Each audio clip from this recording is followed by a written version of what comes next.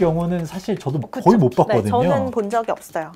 집주인이 나 돈이 없어, 세입자를 맞춰서 줄 거야 라고 하면 세입자가 그런 게 어딨어, 당장 돌려줘 라고 해야 되는데, 문제는 이게 동시인 관계라는 게 있어요.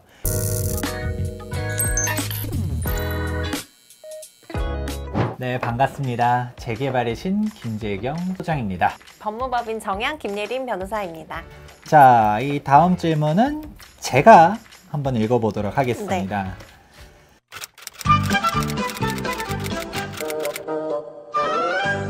안녕하세요. 임대차 계약 및 전월세 임대차 계약 시 특약 사항에 대해 궁금하여 문의를 남겨봅니다. 저는 수도권의 주거용 오피스텔 임차인입니다. 해당 주택에 관해 재계약을 해야 되는 상황인데요.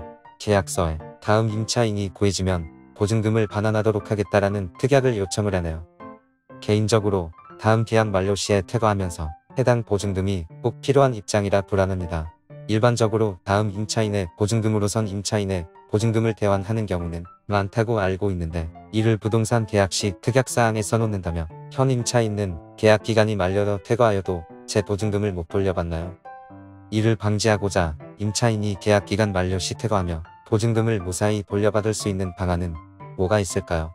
제가 특약사항 다음 임차인이 구해질 시 보증금 반환함을 신경 쓰지 않고 돌려받을 수 있을까요? 복잡한 임대차 계약과 계약서 특약사항에 관해서는 법률적으로 어떻게 보고 있는지 궁금하여 문의드려봅니다.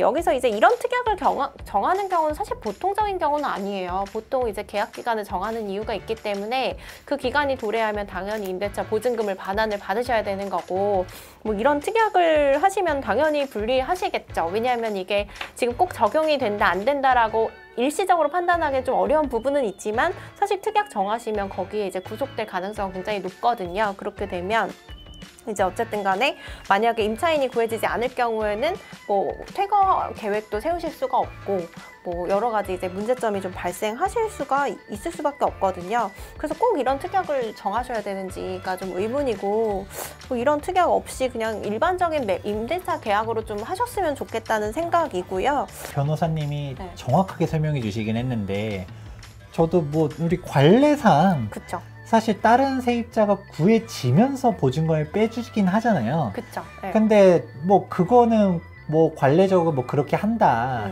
라는 것까지는 오케이인데, 뭐 실제로 집주인이 보통 보증금을 다 들고 있는 것도 아니고, 네. 그런데 이걸 특약에다가 명시하는 경우는 사실 저도 거의 못 봤거든요. 네, 저는 본 적이 없어요. 그러니까 네. 이건 집주인이 오히려 너무 투머치하게 네. 너무 앞서 나가는 게 아닌가. 이거를 오히려 명시하면 이건 독소 조항 아닐까라는 우려도 있긴 해요. 네, 이게 만약에 법정으로 간다라고 하면은 사실 이거를 뭐 반드시 유효하다고 볼 수 있느냐는 사실 법정 다툼이 있을 것 같아요. 근데 이런 사례가 잘 없다 보니까 사실 법정에 가서 다툰 사례가 없을 수밖에 없죠, 현재로서는. 그런데 뭐 어쨌든 특약이라는 거는 뭐 하시면 임대인은 당연히 이 특약의 유효성을 주장하면서 계속 이제 그 보증금을 반환하지 않을 빌미를 주시는 거기 때문에 굳이 이렇게 특약을 작성하지 않으시는 게 좋을 것 같고, 이제 만약에 임대차 계약이 종료됐다라고 하면은 말씀하신 대로 좀 관례적으로 보증금 액수가 크다 보니까 새로운 임차인이 들어와야 보증금을 돌려줄 수 있는 경우가 많거든요. 그래서 좀 미리미리 이제 서로 협의를 하셔가지고 임차인을 같이 구해본다거나 뭐 그런 방향으로 가시는 게 좋을 것 같아요. 약간 사실 잘 모르시는 분들이 많아가지고 좀 설명이 필요할 것 같긴 해요. 아까 관행이라는 표현을 쓰긴 했는데, 네. 아니 왜 그냥 만기가 되면 당연히 돈 돌려줘야지, 왜 다른 세입자 맞춰질 때까지 내가 왜 협조해줘야 돼? 라고 말하시는 분들도 있거든요. 근데 이거는 법을 잘 몰라서 그 세입자들도 얘기하는 게 있거든요. 어떤 의미냐면, 제 변호사님이 바로 옆에 계시긴 하지만, 우선은 일단 우리가 봤었을 때 임대인과 임차인이 있잖아요. 이게 우리가 계약 기간 동안 집을 살 수 있도록 제공해 주는 거는 임대인의 의무기도 하지만, 그 계약 기간 동안 살아야 되는 거 역시도 임차인의 의무기도 하잖아요. 네. 이제 문제는 이제 계약 기간이 종료된 거죠.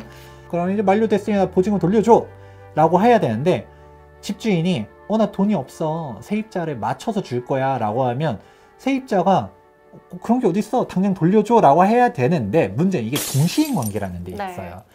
예를 들어서 집주인이 돈을 돌려줄 의무도 세입자가 집을 빼야지 되는 거거든요. 방을 비워놓으면 그게 보증금을 돌려줄 의무가 생기는 건데 뭐 본인은 계속 점유를 하고 있으면 그냥 이것도 그냥 차일피일 늦어진다 했었을 때 이게 임차인 입장에서는 내가 이사 나가려고 했었던 계획이 흐트러졌어, 나한테 손해야 라고 할 수 있겠지만 그냥 그 기간 동안 또 살고 있는 거잖아요. 그래서 법률적으로 사실 이게 좀 애매한 부분들도 있거든요. 실제로 이게 더 웃긴 거는 전세 보증금 그나마 괜찮아요. 네. 전세는 뭐 내가 뭐 돈이 더 나간 것도 아니잖아요. 그쵸. 그냥 뭐 요즘 전세 가격도 높아졌다는데 그냥 좀 더 뭐 몇 달 더 살다가 돌려주면 그때 뭐 나가고 이러면 되죠. 약간 스케줄이 꼬인다? 이 정도는 문제가 있을 뿐. 근데 더 웃긴 거는 월세예요. 월세는 임대차 기간이 만료됐는데 세입자가 이게 집주인이 방을 보증금 안 돌려줘서 내가 못 뺐는데 세 달 더 살았다 했었을 때 그 세 달치 월세도 내야 되는 거잖아요. 네, 맞아요.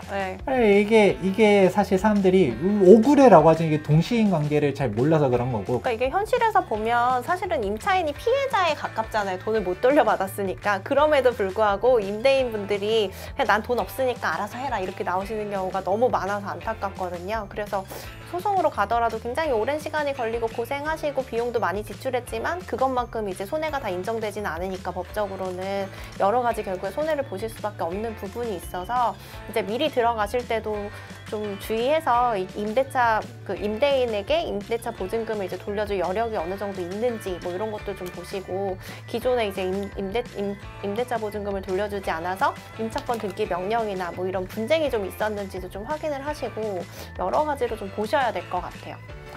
네, 이렇게 하면 답변이 좀 될 거라고 생각이 들고요.